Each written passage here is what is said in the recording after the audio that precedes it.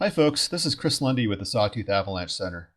This is a short tutorial on how to use our new trip planner tool. We're super excited about this new product and we want to help you get the most from it. While the Avalanche Forecast is the primary tool to help you plan where to go in the backcountry, there are additional resources that many backcountry skiers and riders find helpful. These include field observations, remote weather station data, and weather forecasts. But gathering all this information can be confusing and time-consuming. That's why the Sawtooth Avalanche Center created the Trip Planner tool. Now, with a click of a map, you can get all the information you need in one place to plan your day in the backcountry. Getting your trip planning information begins on the Sawtooth Avalanche Center homepage. First, know that you can skip the Trip Planner and go straight to the Avalanche Forecast by clicking this button here. But for this demonstration, we're going to go ahead and use the Trip Planner. There are three ways to get information for a particular location. You can simply click on the map, you can use the search bar to find a general geographical location, or you can locate yourself using your device's location services or GPS. For this demonstration, we're going to go to Baker Lake. Let's search for it in the search bar. There it is. Let's go ahead and click on it, and then we'll click the Trip Planning Info button. The Trip Planner screen will open with all the information we need to plan our day, all in one spot. Before we explain this page, let me point out that we're using some fake data for the purposes of this demonstration. These are not the current avalanche danger ratings. Let's do a quick scroll down the page to get an overview. Then we'll explain each section in more detail. First, you'll see that we have a location name. Next, we have the avalanche danger rating and the bottom line for the selected location. Working our way down, we have nearby observations and weather stations shown in either a map or a list view. Then we have photos taken near the selected location, and finally a National Weather Service point weather forecast. Now let's go back to the top and take a closer look at each of these components. First, the title of the point can be changed by clicking the pencil here.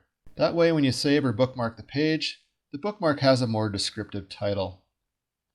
This is a great way to save a location that you go to frequently. Next, you'll see the avalanche danger rating and bottom line for the forecast zone that contains your point. This is helpful as folks don't always know which zone they're heading to. But definitely take the time to read the full avalanche forecast, as the danger rating and bottom line don't quite tell the full story. Scrolling further, we arrive at one of the coolest parts of this tool. The Trip Planner finds field reports, avalanche observations, and weather stations that are near your point, and you can view these in a map view or in a table view. Coming back to the map, we can select which features we'd like to see on the map using these toggles. We can also show common front country and backcountry place names for reference. Mousing over an icon or tapping them on a mobile device shows some basic info about the observation. Clicking on them takes you to the full observation or the weather station data. A few other map controls that may be of interest include the zoom buttons, as well as the full screen button. The default search time frame and radius from your point are good for most purposes, but occasionally you might want to change these. You can lengthen or shorten the observation time frame, as well as shrink or enlarge the search radius. To get trip planning information for a new point, simply click on the map or use the search bar to find a new location. You might prefer to view the observations in the list view. Here we get a list of field reports, avalanches, and weather stations, along with some at-a-glance summary information. Clicking any one of these dates takes us to the full observation data.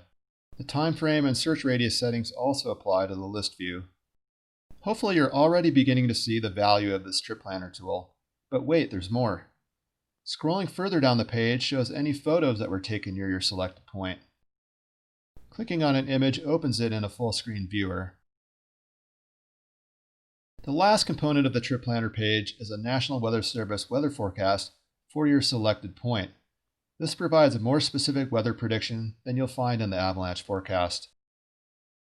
So we really hope you find the Trip Planner tool useful and that you incorporate it into your backcountry planning process. If you encounter any bugs or have any feedback on how to make it better, please give us a shout via email at info@sawtoothavalanche.com.